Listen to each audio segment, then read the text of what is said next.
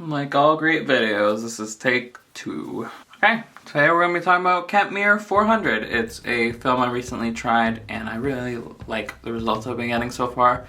So I thought I might as well talk about it on the channel as part of the black and white month I'm doing here. Last week I covered Ilford Ortho Plus.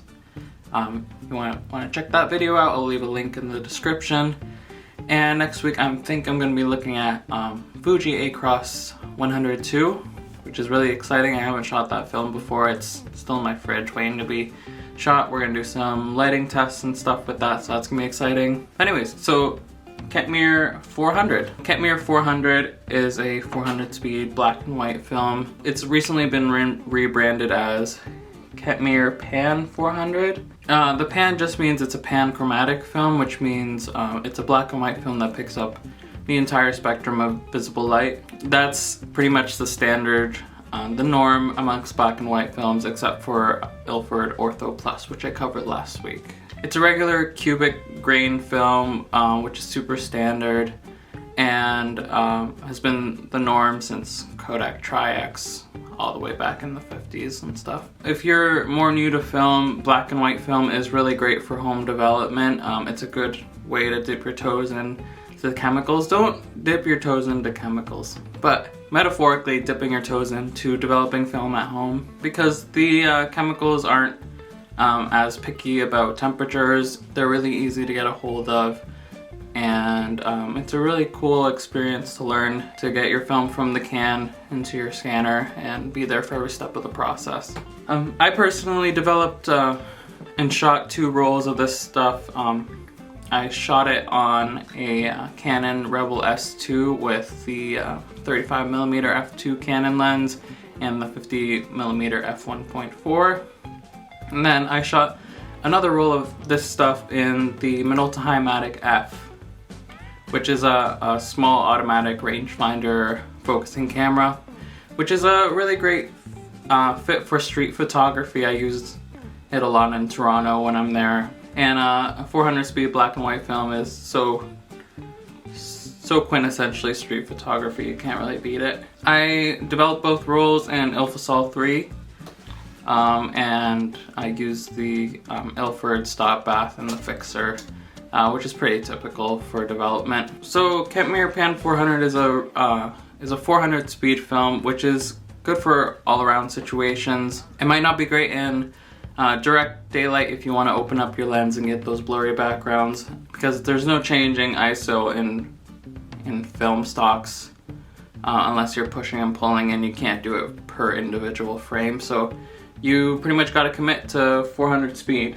In terms of the qualities of this film, the grain is not as fine as some of the more expensive films, which I wouldn't even bash this film for, because it's about $3 or $4 cheaper than Ilford HP5, which is the kind of bigger brother version of this film. But unlike some of the cheaper black and white films, the grain is a lot smoother. The grain is a lot smoother and a lot more pleasant to the eye. It's a very classy, old school kind of looking grain. It's not super fine like some of the T-Max films or the Delta films are. One of the main reasons why I love this film is the contrast.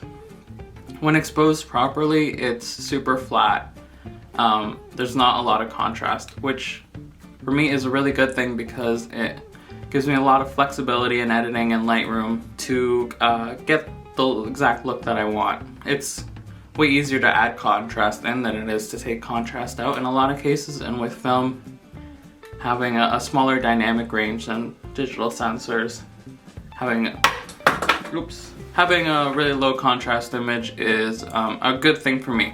I will say, if you're the type of person that sends their film off to a lab and gets scans and just publishes to Instagram as kind of more of a hobby, and you don't want to invest in stuff like Lightroom and stuff, maybe this film might not be the right choice for you.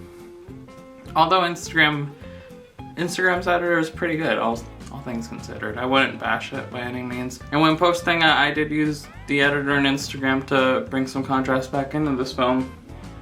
get some good results. So, but that does mean you're doing more work in the long run. This film is also really great for scanning. It dried super flat, which makes it really easy to put in my flatbed scanner. I used an Epson V370 for all my pictures. And when scanning, I found like the dynamic range of this film to be really huge. I was getting a really wide histogram, which means there's a lot of detail in the shadows and in the highlights, which is also part of why the scans are so flat. I'll show you some examples of the dynamic range and how great it was. So it's probably helpful to put this film in context with the other similar film stocks which have the same qualities, like the 400 speed and the cubic grain. Below this film there's a company called Ultrafine. They make a 100 speed and a 400 speed black and white cubic grain film. I talked about it in another video. You can check that out in the description. That film stock is a lot more grainy, and the grain is a lot clumpier. It's not exactly the type of grain that you want to see. It's kind of like having nasty kind of digital noise. Not to say that that film is nasty looking by any means, but it's not to the same caliber that this stuff is. Also, that film has a lot more contrast baked in, and that might be a good thing for you, but as I mentioned, for me it's worth spending an extra like $2 to get a 36 exposure roll of this really good quality film. Above this film you have film stocks like Ilford HP5 and Kodak Tri-X, which is, because of the Kodak price bump, more expensive, like $3 or $4. It's something, if you're doing professional work, that'll definitely be your workhorse for 35mm, since the grain is smaller and its latitude is much larger, so you're able to overexpose it and still get good results. Here I found underexposing it really crushes the shadows, and overexposing it blows out the highlights really quickly. So having a camera with a good light meter, something more modern like my Canon Rebel, really handled the film well. So overall I think this black and white film is really great value for the money. For the price, it's like $7 Canadian. You don't have to do a lot of trade-offs to get a good image. You still get nice looking grain, a flat image which is really useful to work with, and there's not a lot of compromises on the overall quality of the film, which is really great. So I'd highly recommend this film if you're a beginner and you want some nice quality images for the money, and you don't feel like investing in more expensive film stocks right away, at least. So yeah, I think that's about it.